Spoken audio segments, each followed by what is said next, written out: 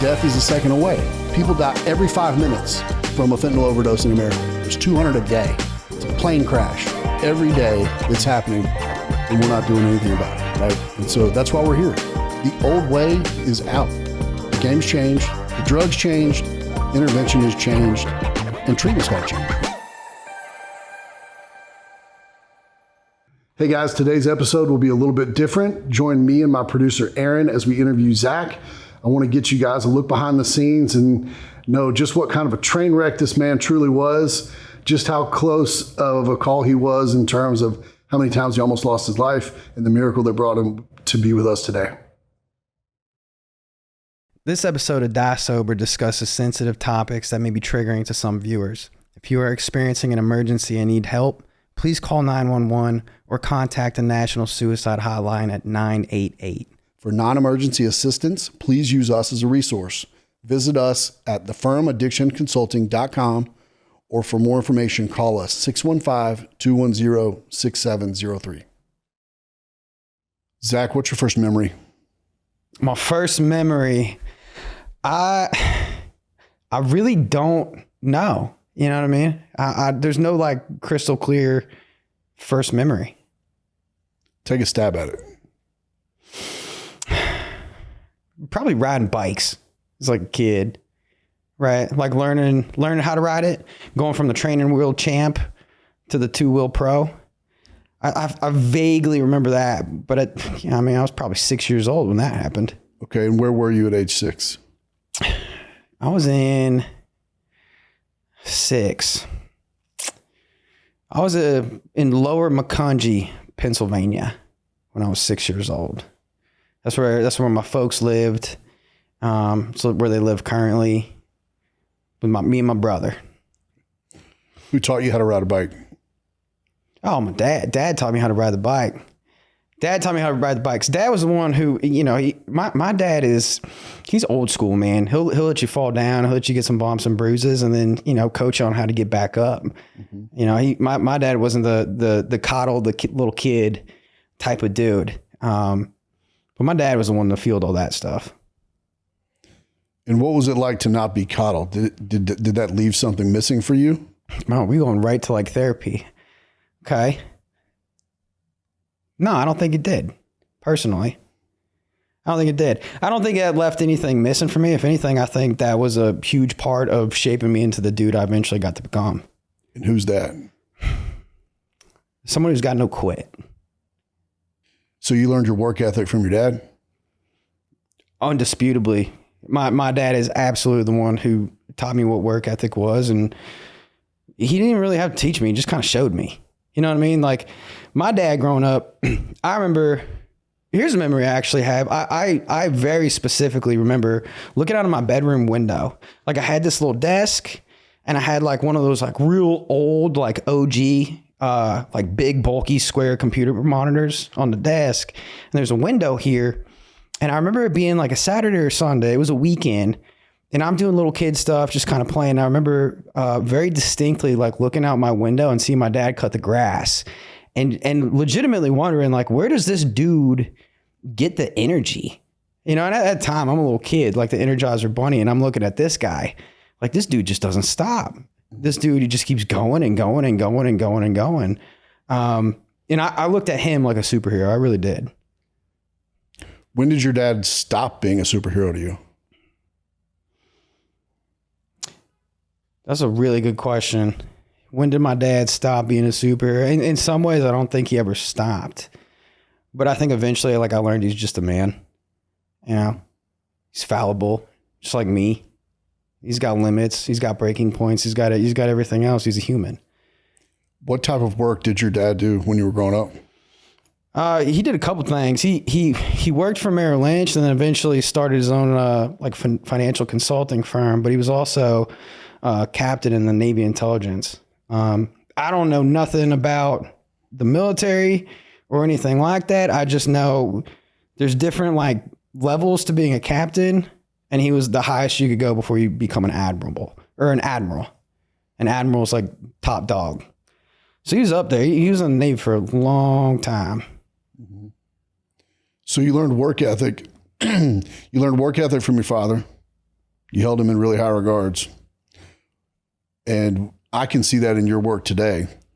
Do you knowingly carry him with you on those long days that we, especially some like we've had lately?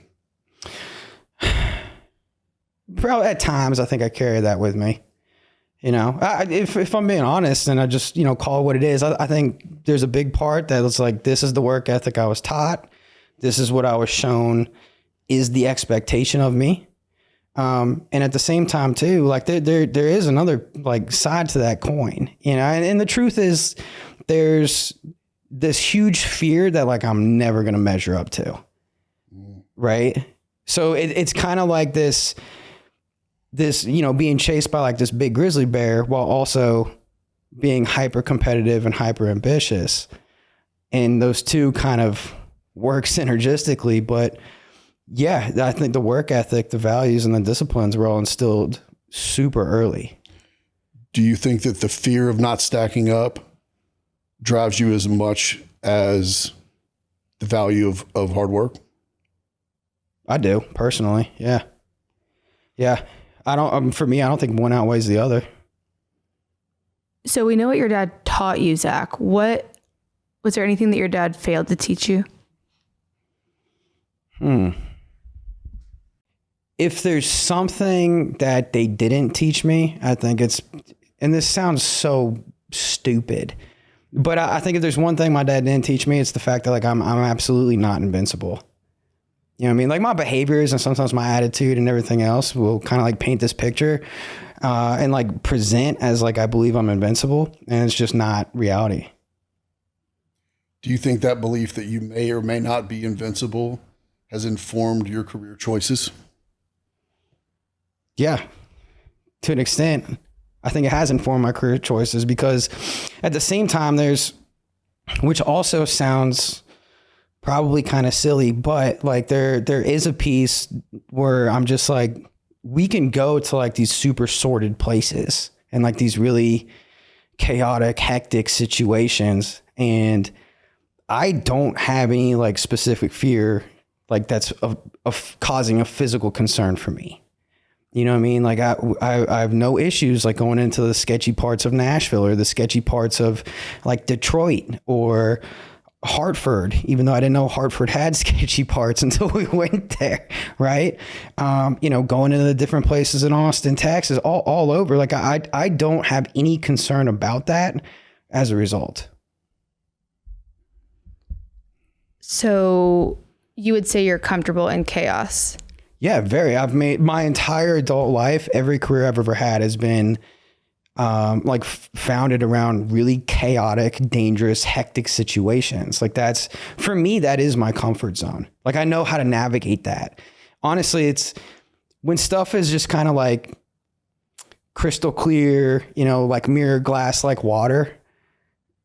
I have a hard time with that. But when everything's really out of control, that's, for me, I can just take everything in and piece it together in what feels like a really systemized, like logical way. And it's comfortable for me, all the way from fighting wildfires to, you know, some of the crime stuff to the stuff we get to do now as a profession with crisis management and intervention. Here's what I was kind of looking for, because I know something about your story and obviously Darren does too. But this is where I was looking for not the crack in the story, but something that was like, okay, that's interesting, which is you're not comfortable if the water's smooth. So there's going to be a reason for that. You are comfortable in chaos. There's going to be a reason for that. But especially interesting because you have a military dad who ran a really tight ship. So that doesn't necessarily go with chaos normally. True, but with chaos, you can't fuck up a train wreck. You know what I mean? There's no pressure. No, there's none. You can't mess that up. Growing up, did you feel pressure to perform? Growing up, did I feel pressure to perform? In certain arenas, yeah. Yeah, I did. Like if it had to do with sports, definitely felt pressure to perform. Academics, I really didn't feel as much pressure to perform, at least not until like the very end of like the high school kind of years. But if it had to do with sports or it had to do with something that had some kind of like team association with it, where other people were counting on you and your decision makings and your ability to perform, there's pressure there for sure. I want to know if there's anything, well, A, what's your relationship like with your mom? And is there anything more to you not feeling comfortable when the water's smooth? The not feeling comfortable part, when the like smooth waters, crystal clear sailing, that kind of thing. The not feeling comfortable part with that, I never really put too much thought into it. I think for me, in a lot of ways, like the chaos in the surroundings have just kind of become like the norm for me. And it's the norm that I actually enjoy. That, and just for the sake of being transparent, there's also like this huge fear of like having like a normal life. Like, to me, that sounds terribly boring and unfulfilling and unsatisfying. And I want absolutely nothing to do with that. What's so scary about normal? I just don't, there's nothing really scary about normal. It's just more the fact that, like, to me, that just doesn't sound stimulating. It just doesn't, like working like a 9 to 5 kind of job, like going home, like hanging out, watching Netflix, going to bed, and then like doing it again. It just doesn't, I'm not knocking it, like, to each their own, but for me personally, it's just, I want it to look different. And as a result, it does. It looks a lot different. In a perfect world, what does your day in your life look like? Perfect world, like the perfect day. Mm-hmm. Oh man, that's, whew. The problem is there's not enough hours to create the perfect day. But if I did, it would be early morning workout, practices with different spiritual disciplines, prayer, meditation, straight to work, go home, get tattooed, go fishing with my dog Banjo, and then curl up with my wife Rachel, hang out. Perfect day. If you could throw a steak in there, even better. And what does a bad day look like? As far as bad days, it's kind of, man, honestly, like, as long as nobody dies, it's really not that bad of a day. Like, that's kind of how I look at it. Like, what's going to happen that is going to make my day bad? Like, the whole day?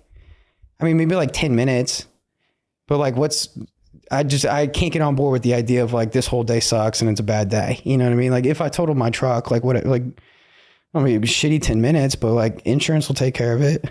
You know what I mean? If I trip going down the stairs and like I break my wrist, like, it's going to hurt for probably 20 minutes, but like, doc will take care of it. You know what I mean? Like, nothing's really that bad, So I think that your experiences have led you to believe you can get through anything, because you kind of have. It wasn't always like that, though.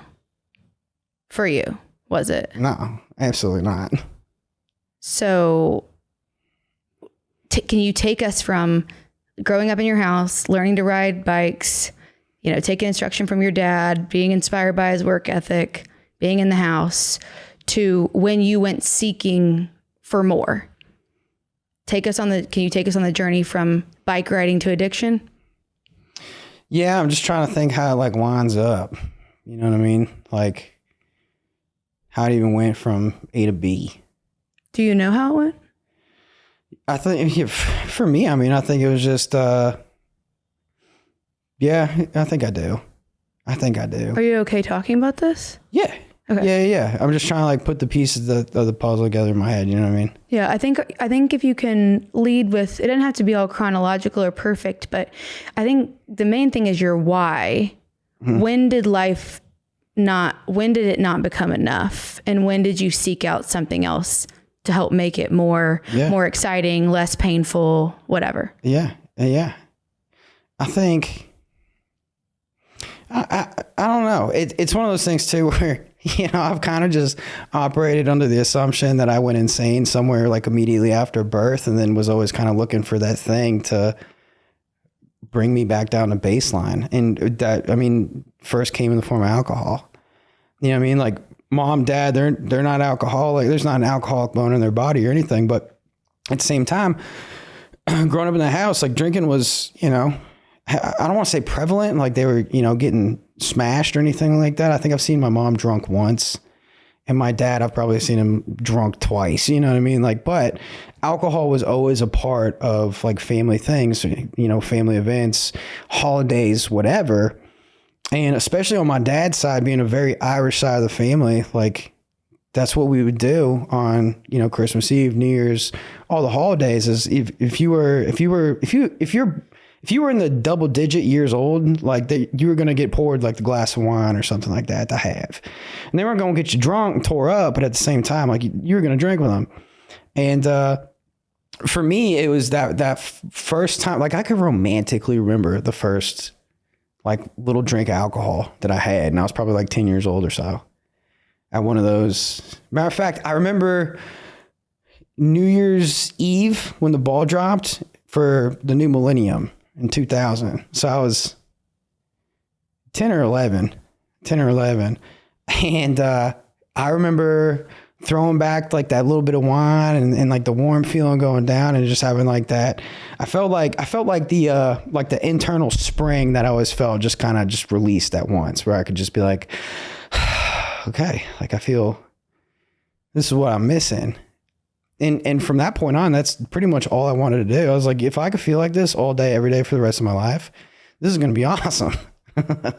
And that's what I pretty much set out to do.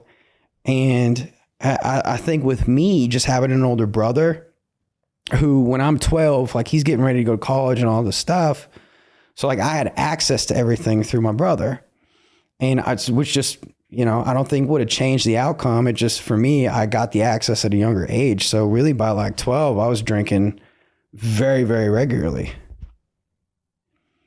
So were you searching for peace? I think so. I think I was searching for peace. I just don't think I was old enough or had like the wherewithal about me to actually like make that conscious connection at the time. So it sounds like, Zach, when you say you think you were searching for peace, what I'm putting together is that you always felt different. Yeah, that's fair. I think the reality is I always did feel different. I mean, even now, like, dude, you stack me up in a lineup of all family members, I stand out like a sore thumb, dude. You know what I mean? The only redhead, only tattooed dude, et cetera, et cetera, et cetera. And that's been like my whole life. Even when I was younger, like it was always, I'm a part of, but that's not how I felt like in here, And for me, like with the drinking, like that's when I felt a part of, because everyone else was really doing it, That was just such like a big, like I said, like not fall down drunk, like festivals over at my parents' house or anything like that. But that was just such a prominent piece of every family gathering that like, if I had that, cool, I'm in the clique now. At least that's how I perceived it to be. Aside from being a part of the crew, how did drinking actually make you feel? Drinking made me feel like drinking made me feel invincible. It really tied into that same kind of warped like perception of myself, because all of a sudden, like I just felt like a part of. I felt like I could let my shoulders hang down and relax. I felt like I could breathe. I felt like I wasn't constantly being judged. I had no fear of being judged. I didn't have any fear of like opening my mouth and sharing my peace of mind or my opinion, so on and so forth. It was like when I was drinking, it was as much as I said, like, I don't really like normalcy and everything else. Like it made me ultimately like feel normal. So you sought to feel normal by drinking?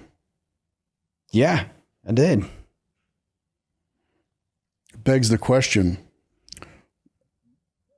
but you say you when you drank, you no longer feared being judged. You no longer feared like perhaps performance anxiety.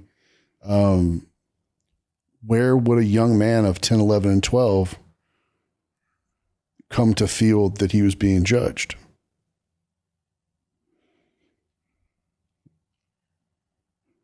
I think all those feelings of judgment were mostly self-imposed by me, on me.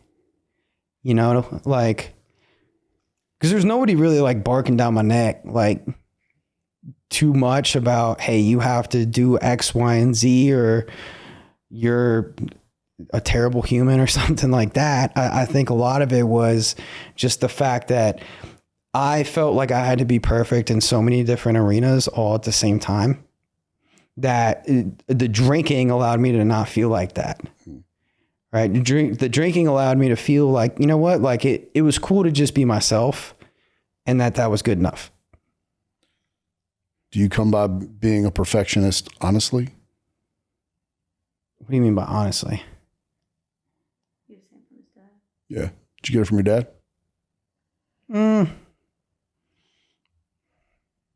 I think I indirectly got the perfectionism piece from my dad.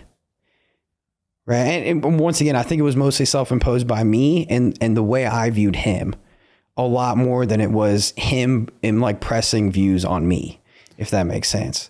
Like a lot of it was, I see him perform, I see him do all this stuff in so many different areas of life, like home life, then the military, professional life, sports life, coaching life, all that. And that was just kind of the like conclusion I formulated on my own. But nonetheless, like, yeah, I did get it from him, just more indirectly. So now you're off to the races because you're 10 or 11 and you've felt some semblance of peace for the first time because of drinking. And now take us down this path of how a 10 or 11-year-old navigates the rest of their childhood and into adulthood. What was that like for you?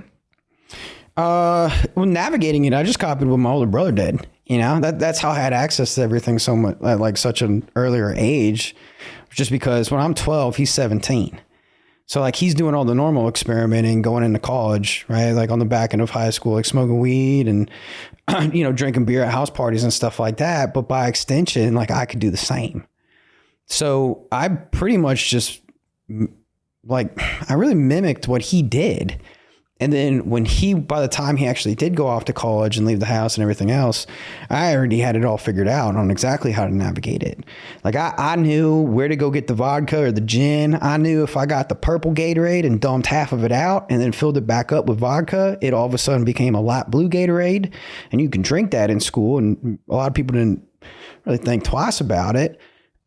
And then that's pretty much how I got through high school and middle school.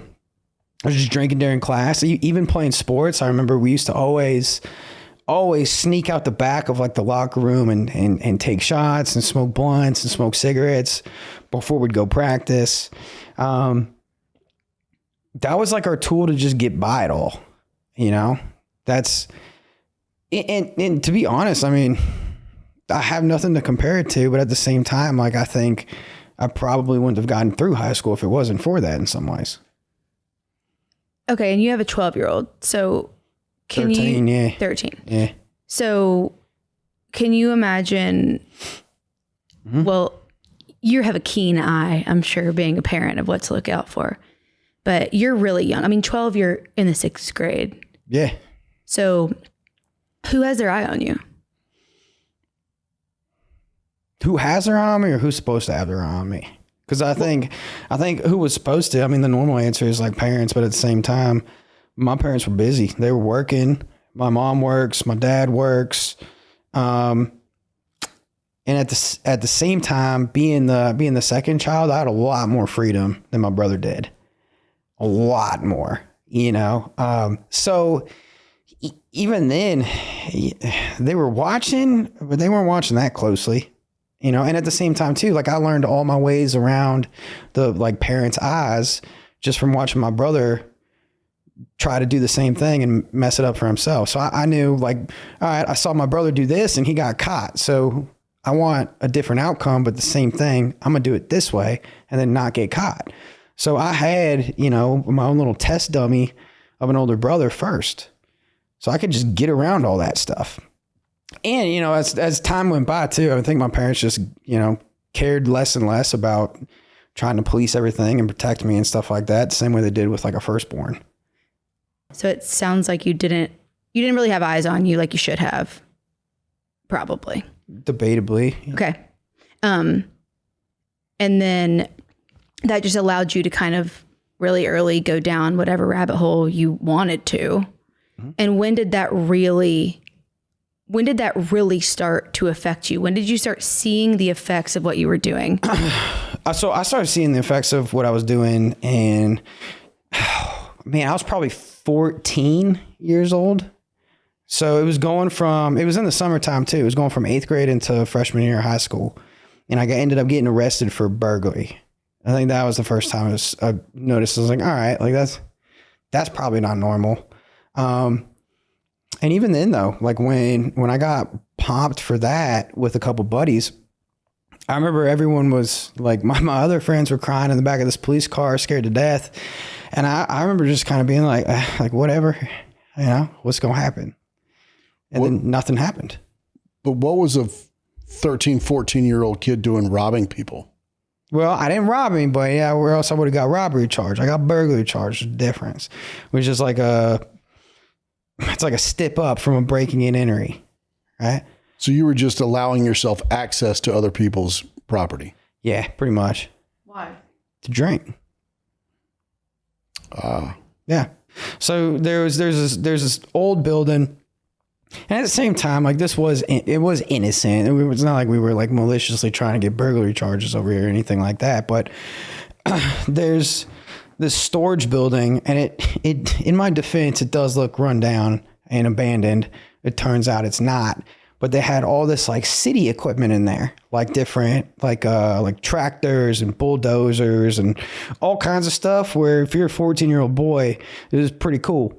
And we broke in there to just kind of have a place to party, and we ended up having like a fire extinguisher fight and hopping on all these tractors and stuff, and like it was just turning into like a whole thing until the police showed up, and then they arrested all of us. And I remember, like I said, everyone in like the back of this cop car, and like my other buddies are like freaking out and crying and this and that, thinking like they're gonna go to jail. And I really like remember like having this thought, like nothing's actually going to happen. Like we're 14, you know what I mean? Like they're not going to lock us up for this. We're not going to prison for being dumb teenagers. I'm probably not even going to get in any trouble. And I legitimately did not care at all when it happened. But as a result of that, I ended up getting kicked out of a public school on summer break, which I thought was real hard to do. And I was actually kind of proud of that. That was like my first like stamp amongst, what's the word I'm looking for? That was kind of like my first like, badass stamp amongst like my friend group back then. Claim to fame. Yeah. It was like my claim to infamy at the time, And then once that ball got set in motion, I remember going into the 9th grade, and I was kicked out of 9th grade by the time Christmas break came. And once again, there's no trouble at all, really. We just kept going to different schools and different schools and different schools. And I went to, I think, 4 schools in my last 5 years of schooling. Mm-hmm. When did things go from experimenting and fun to, looking back now, what you can say was addiction and alcoholism? I think that line got crossed at 18 pretty immediately. Right? Because before, like there had to have been breaks with different boarding schools or stuff like that. Like there was times where I could not drink every day, and I would kind of rest on that and be like, I can't be an alcoholic because I didn't drink for 3 days. But then once I finally got out of high school and like I finished and everything, it was just, I was off. You know what I mean? I immediately got a job. I came out of high school, having completed the Wildfire Academy. So I was like able to go to work and like do all this stuff. And at the same time, then I had 0 parental supervision because on paper I'm an adult. And for me, it was just off to the races. And that just never stopped after that. And I knew I was an alcoholic from the time I was 18, probably earlier, but 18 years old was when it was like, I can't I can't avoid this as being true anymore. Mm-hmm. Is that when at 18, is that when you went to work for, how do you say it?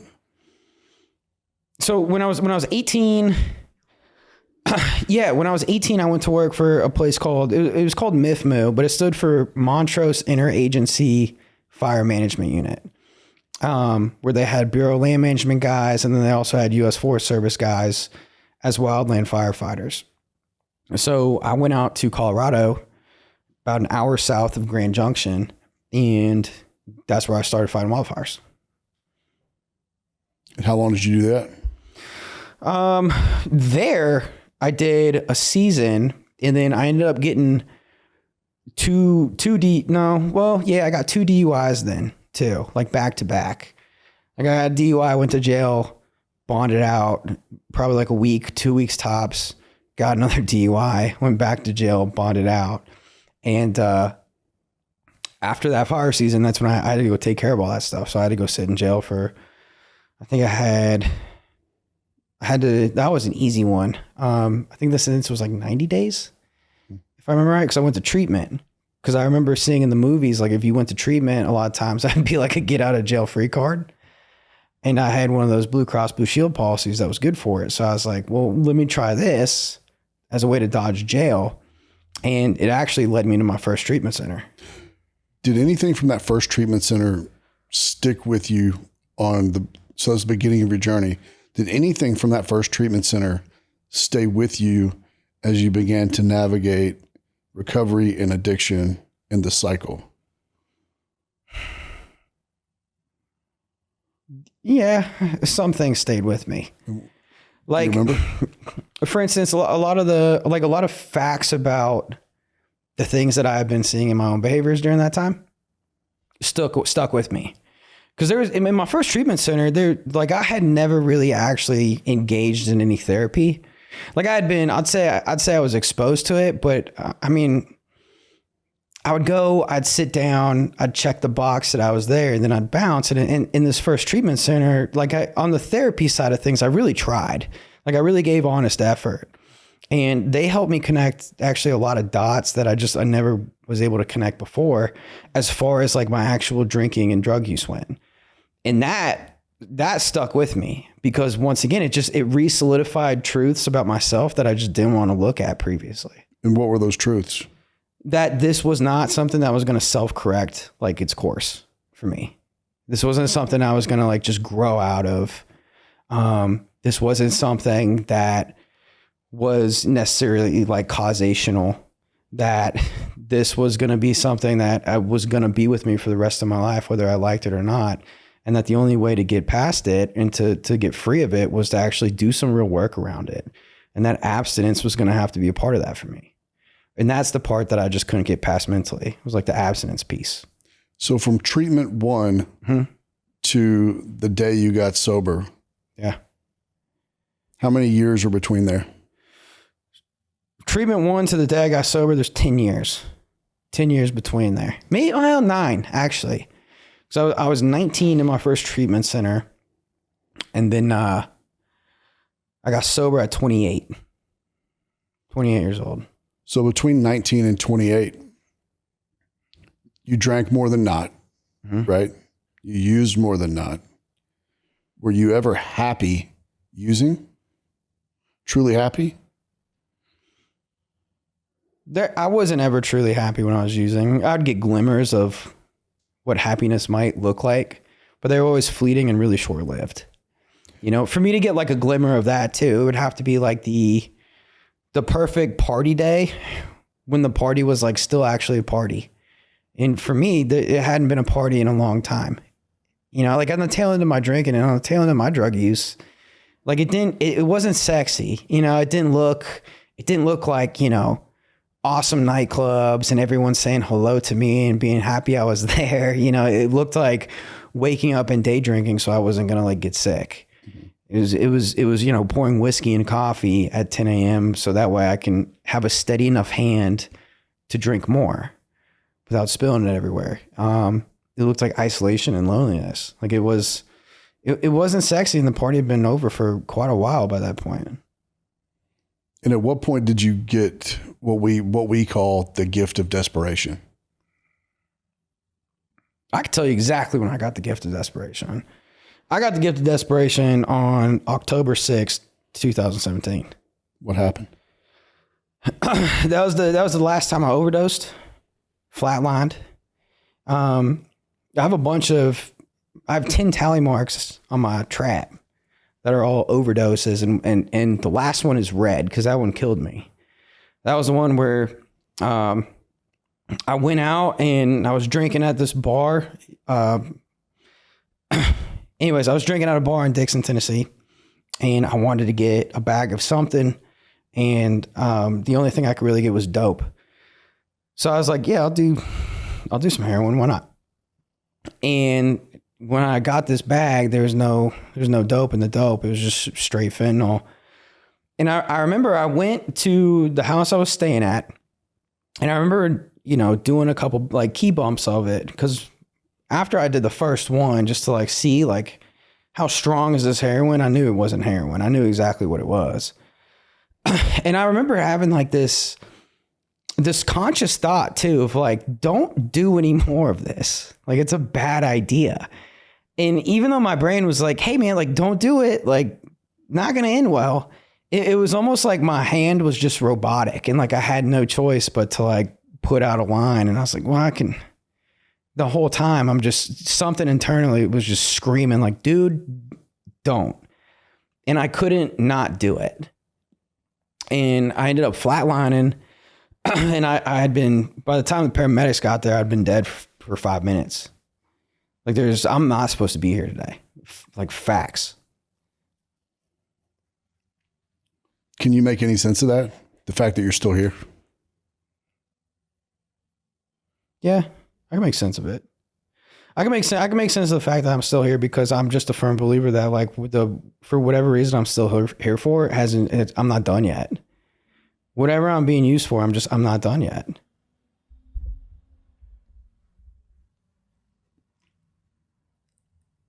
You're not an overly emotion forward guy, Zach, but I see even you talking about this, there's like something, like some sort of emotion behind it. What do you feel when you talk about flatlining?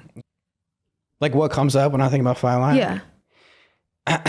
I think, okay, so the reason it's weird because I really I'm not like a super like outwardly emotional person. You know what I mean? I'm not a robot or anything like that. Trust me, I feel everything. It takes a lot for it to come out. But every time I think about the overdose side of things too,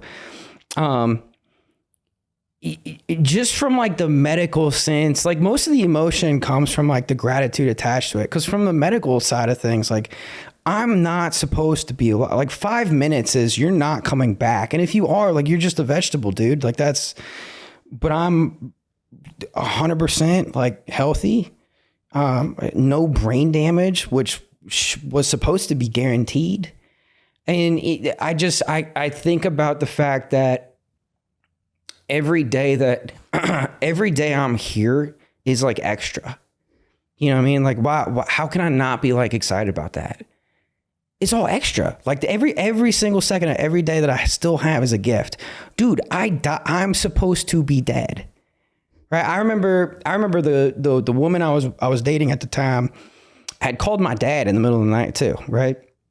Dad's like my rock. So this girl I'm dating, she calls my dad, and I wasn't there for it. I was in an ambulance, but like nobody has any reason to lie to me.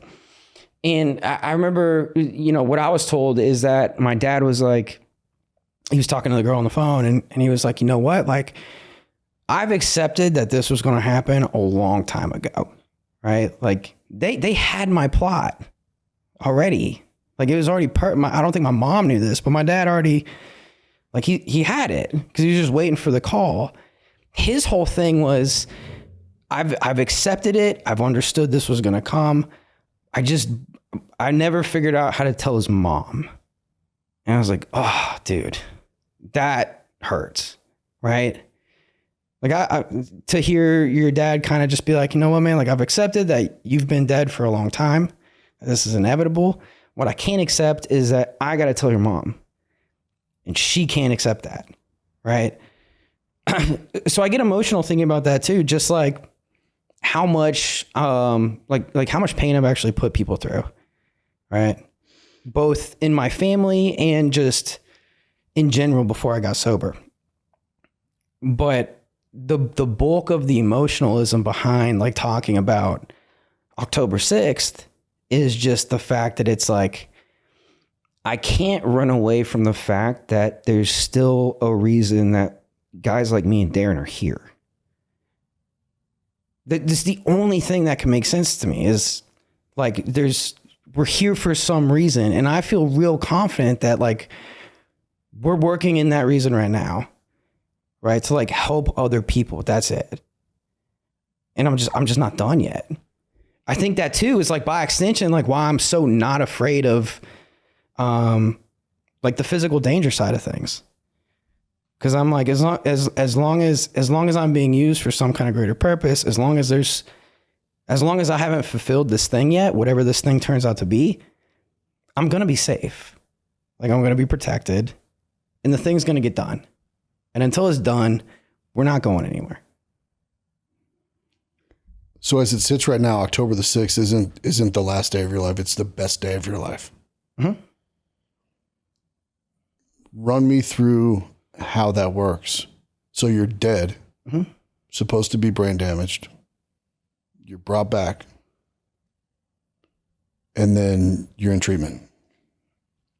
So how do we go from October 6th into recovery? So I've been sober ever since, right? And October 7th is actually what I consider my sobriety date personally, just because, you know, I was drinking whiskey and snorting fentanyl on October 6th. So, but October 7th, I was laid up in this hospital bed and there was like, the best way I could explain the way I felt inside was I could not picture life with drugs and alcohol, but I couldn't picture life without it either. And it was like the most miserable feeling I've ever felt in my life because like now I had a real dilemma. Like my problem and my solution were equally as unattractive and I just didn't know what to do. But luckily there was some other people who did. I always describe it like, man, I got in the treatment because I got kidnapped. Because I had a couple buddies who were in sobriety, who had multiple years of recovery, come to the hospital and just scoop me up. And they would not let me leave. They were like, you're coming to our house and we're going to keep you here. And they did for like a day and a half, man. It was the dopest kidnapping ever though. They gave me like steaks, like we watched Netflix, like they cooked for me, like they took care of me. But I felt like garbage. But they knew like that they had a small window to get me. Like I'm when I'm getting high and when I'm drinking, like I'm kind of hard to catch. There's usually a small window and they understood that if I left that hospital, the window was over. I'd just be back out doing the same thing. And these guys ushered me into this treatment center. And when I was there too, I hated everything about it. Hated treatment. It had nothing to do with the treatment center. It had everything to do with the fact that like I just hated myself at the time. And I remember there was a guy there named Bobby. And it took him about 3.5 weeks into my 30-day stay in treatment for him to just crack me wide open. But he eventually did, man. He got me. And I mean, he broke me down in the most loving way possible and actually got me to move past like some of the things that I would just present, like this kind of, you know, fake macho tough guy presentation to keep everyone away from me. Like he cracked through it. And when he did, he really, I let him all the way in, you know? So me and Bobby spent a lot of time together, like the last half a week or so of my stay in that treatment center. And by the end of it, I was like, you know what? I'm going to give recovery a shot. I'm just going to swan dive into it. And I'm just going to put all that work ethic, everything I have just into this one avenue and disregard everything else. And I did that for about 6 months. Like my entire life was recovery and nothing else. You know, it was, it was a really just simple time, but a really difficult time for me to do. Because my life was recovery. And if it wasn't recovery, like maybe there was a quick trip to the gym in Dixon and, you know, maybe 2 hours of fishing with a couple other buddies who were also in recovery in the evening. But that's all I did for 6 months. And slowly over the course of that 6 months, like I started to kind of fall in love with it. Begrudgingly, I wanted nothing to do with it in the beginning. But I eventually started to fall in love with it because I slowly started to see how like my experience could actually help some other people and how it wasn't necessarily this lost cause. And all these guys around me were trying to do the same thing, and it seemed to be working really well for them. How did you go from early recovery to working in treatment? So there's a treatment center out in Burns, Tennessee, right? And it is, it's 12-step immersion. You know, it's kind of like 12-step boot camp is how I would personally describe it.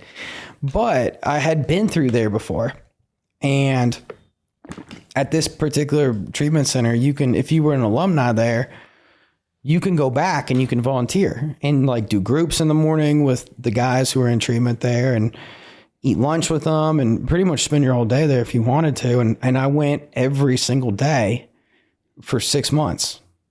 And eventually they realized like I just wasn't going to go away. And they're like, hey man, like you need a job. And I had to say, yeah, I was so beyond poor. Like I didn't, hey, I'm talking 2 t-shirts in the wintertime, kind of just broke, you know? And I ended up taking a job with them, like a part-time job, working the weekends. And that's how I got into the treatment industry. And then as time went by, like I slowly worked my way up to, you know, being a guide at this treatment center, which is, you know, their word for, you know, a counselor, because you guide them through recovery. And, you know, started doing that on a full-time basis, Monday through Friday. And that's where I really got to get my feet wet. I worked there until I was almost 3 years sober at the time before I left. At any point during those 3 years, did you realize you were committing to a career, or was it just doing the next right thing?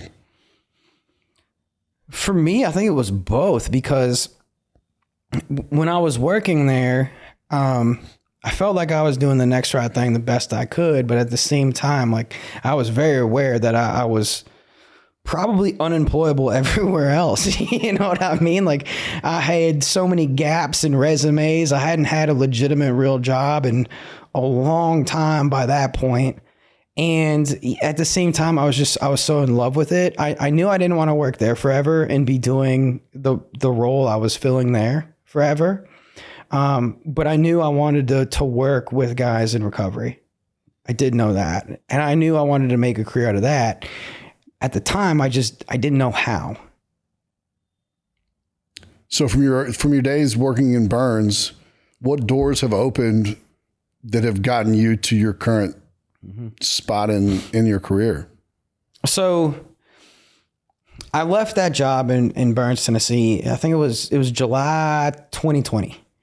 And I left for 2 reasons. One, I was just getting really bored. It had nothing to do with the treatment center. It had everything to do with the fact that it was just the same thing every day, right? Like it was from this time to this time, like I was going to lead this group, and then we were going to have lunch here. And at this time I was going to do this group, and then I was going to do this group. And then I was going to make these phone calls to like families, and that's fine. But you know, I got super bored, man. And I remember I talked to a buddy of mine, and we were just talking about exactly that, where it was like, man, this guy named Rodney, and I called Rodney, and I remember being like, dude, like I love doing this work, but I'm so bored, man. Like I got to do something different. And he pointed me to this Darren Hobbs fella. And he's like, you need to give this guy a call. And I was like, to do what? He's like, I don't know. Just call him. And I was like, okay. So I remember I hid because I was still at my job in Burns, Tennessee. And I remember I hid in the medicine, like office where they keep everything behind lock and key, because I knew no one would go in there and hear me talking to some other place about a potential job. And I remember I called Darren, and he asked me almost nothing, but was like, "Oh, friends with Rodney? Yeah, come on, I'll talk to you, man." And I was like, "All right, cool." So I go, and it turns out, they had a spot. And I knew what Darren did, and I knew there was like a lot of opportunities at this different, treatment center. So since I didn't know what I wanted to do in the industry, I decided to go to, at the time, the Nashville Recovery Center, because they had so many different avenues that I can explore all at the same time and really like figure out what I wanted to do. I still to this day have no clue why they hired me, because I showed up this was like right after my favorite holiday too, 4th of July. And I have this terrible habit of like going to the emergency, like just getting hurt, doing something dumb on 4th of July. And I remember I showed up to this job interview, and I had the tip of my finger had just been sewn back on, and I had a healing face tattoo. And they were like, "Why not? Come on in." And they gave me a shot. And I started managing some of like the sober living houses for them and helping out on like the operations side of things. But then I slowly got to start leading different groups for their PHP program. And I started to get a lot deeper of a view into the world of intervention and crisis management. And I knew that was what I wanted to do. Once I saw it, and once I got to taste a little bit of it, doing little things like sober transports and little things like, sober companions over the weekends, just as a way to, get my feet wet.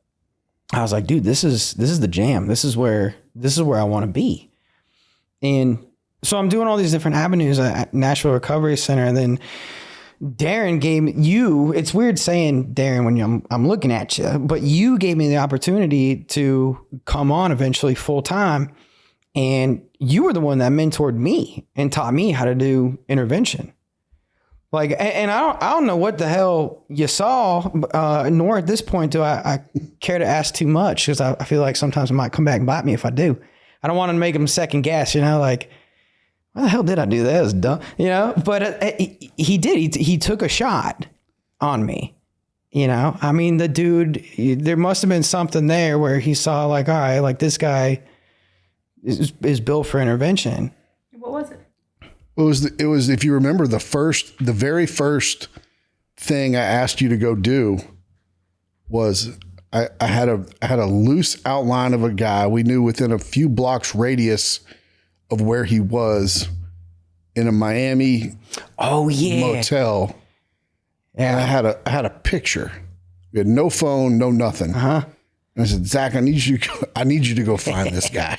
I found him too. I had a blast in Miami. I remember I made friends with people. Yeah. I ate lunch with like 8 strangers who invited me to their table. It was awesome. That was a great trip. But you found that guy. You got him out. You extracted him in one piece. And I don't remember exactly the drama because it's been so long ago.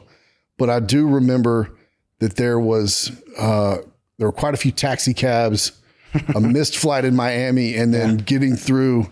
You got him through the gauntlet to get him out in Fort Lauderdale with people, looking for him for money and all kinds of stuff. And I was like, all right, I found my guy. He just juggled 10 kinds of shit. And I'm done looking. This is it.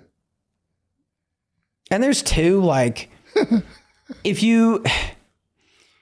this sounds like some like high drama, like diva type shit. Like I want to clear that like right off the jump. But at the same time, like if he's going to give a shot like that to me when I haven't really got, no one's given me shots, man. You know what I'm saying? Like nobody at all. It's going to be impossible for me to like consciously and willingly fuck that all up.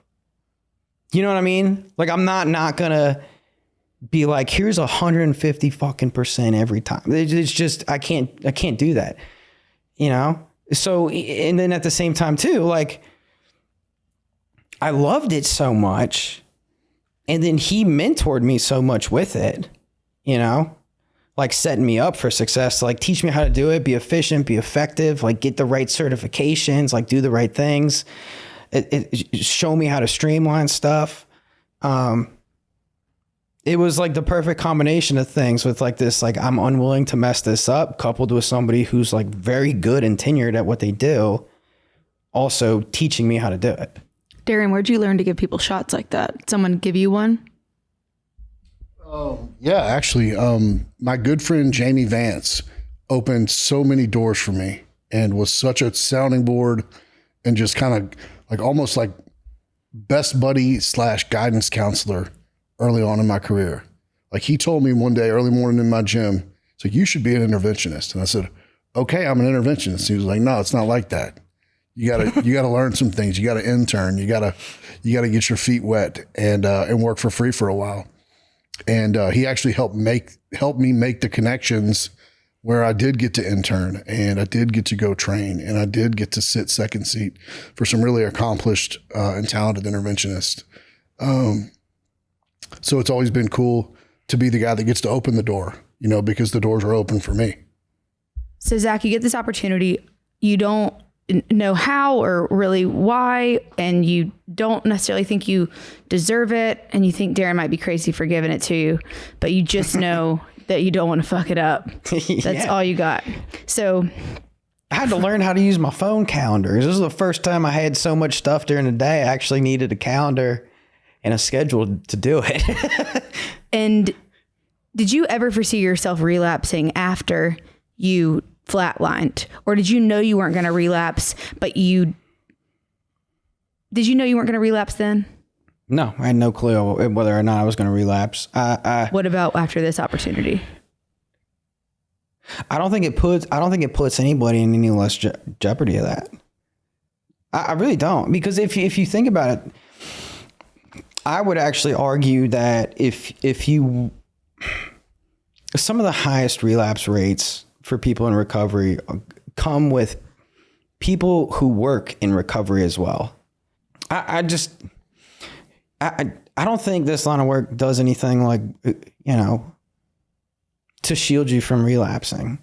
I don't. And I think that's with anything with working in recovery. I mean, some of the highest relapse rates with people with a year sober or more come from professionals who work in the industry. And to me, it makes sense too, because you're just surrounded by untreated drug addiction and alcoholism for 40 plus hours a week. And at the same time, like there's two sides of that coin, because I also feel like if somebody starts to rest on their job as being their program of recovery, for me, I think that would be a death sentence. But the other side of the coin is it makes me work a very strong program for my own recovery outside of the professional avenue. Right. So there's a give and a take there, but to say the job is going to keep me sober and make me immune to relapse, I can't get on board with that. So how do you use the same urgency in your program and how you stay sober? Mm-hmm. How does that translate into how you deliver in your profession? I think where it translates is just a sense of urgency behind it. You know, I know with the guys I get to work with now professionally, especially since the drug world and the drug game has changed so much, especially with the fentanyl crisis and everything else, like now everything's urgent in my mind, which means my delivery also has to be urgent, because if I procrastinate, like somebody can die, and I'm just not willing to gamble with human life like that. Beyond talent, beyond intuition, neither of those things can do any good for an interventionist if they don't have a sense of urgency that doesn't stop, right? And you clearly have that. I can call to mind recently a case that we had that took 3 of our telephones and all 4 of our hands, 20 hours a day to get managed, right? Yeah. And had you dropped the ball during any of that, the result that is now a great one wouldn't have happened. So what does that responsibility feel like And how are you able to bring that same energy every day, no matter how long it takes? Because it's not about me. You know, it's just not, it can't be about me anymore. You know, there's so many people out there struggling. There's so many. And the reality is, as much as I hate to say it, the amount of people who are struggling with substance use, alcohol use disorder is always going to be greater than the recovery rate. And to me, that speaks volumes of how big the problem is. So that problem in and of itself is substantially bigger than me. So I can't make it about me. I can't make it about like, oh, well, it's Saturday. I don't want to be bothered. Somebody's out there dying right now. I just feel like there's a lot of times where it would be easy to become real selfish with, you know, my quote unquote time and delivery and everything else. But to me, there's a really urgent sense of responsibility there. And I know that sounds good, but that's the commitment I made on October 7th, 2017 in hindsight. That is the commitment, right? Like I said, every day I have is extra. Every day I have is a gift, which means I have to gift it away as well. What does it mean for you to be invited into a family in chaos and in struggle with addiction? Do you feel like you get to give something back to your family when you join these families at their lowest? It's a really good question. To an extent, yes. I do feel like I get to give something back, right? Because there's a part of me that knows that my family sees it, and they see that the work that we're trying to do, both, you know, professionally and personally, and I know for them it means a lot because it also validates the fact that like they never actually gave up. They really didn't. I mean, my family was there to support me and encourage me however they could every step of the way with different treatment centers, different attempts at, you know, I'll loosely use the word attempts that I made on recovery prior to when I actually entered recovery. For them, it's validation. For them, it's, you know what, like I wasn't a waste of time and energy and effort. Like, you know, a lot of people probably thought for several years. Mm-hmm. That and just getting invited into that with the different families that we work with, it's such an intimate situation. You know, we oftentimes we look at the chaos and we look at the crisis and we forget about the intimacy that's required in those kind of settings. So for them to essentially trust me completely, be willing to take directions from guys like me and you, and know that we're not going to discredit it, and know that we're not just going to look at it like a paycheck, and know that we're going to be there every single step of the way. To me, that makes it so it's like I have to deliver. Because once again, it comes down to the responsibility and the commitment that I've made. And that's just, I'm not willing to waver and negotiate with myself on those commitments.